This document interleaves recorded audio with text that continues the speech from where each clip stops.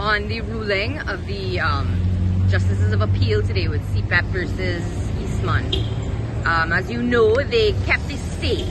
However, they have also instructed that the files that were to be sent to the DPP, that gets put on hold for now. What is your opinion on that? I know, you spoke very much about charging people, digging through that corruption. I'm very happy you have raised this issue.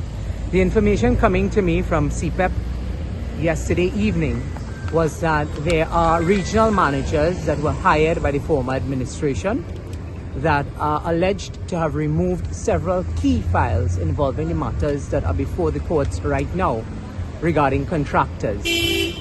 I'm advised that between today and tomorrow there will be intervention by the Trinidad and Tobago Police Service as it regards securing those files and finding out why some of those files were removed.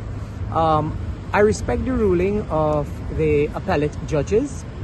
It is not the final ruling because we do have the opportunity to challenge this at the court, the Privy Council rather. I am in touch with the chairman of CEPEP as well as our advocate, who is senior counsel, Anand Ramlogan, who is still abroad at the Privy Council.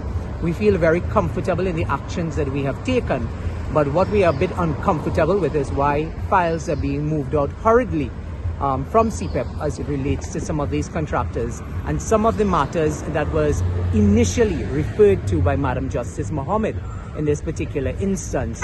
And therefore, as I said, while we abide with the ruling of the Court of Appeal, it does not prevent us from pursuing it further. I'm waiting for legal advice on this matter, but I have alerted the Trinidad and Tobago Police Service, the Minister of National Security, as it relates to these files that are being removed from CEPEP over the last couple of weeks. And you have to ask why. Why are these files being removed surreptitiously? Why are these files being removed after hours at CEPEP, and it only has to do with specific contractors that were hired just before the general election? And therefore, somebody needs to be held accountable.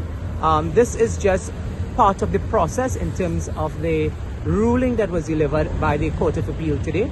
But we will continue to pursue this matter, but we will follow due process.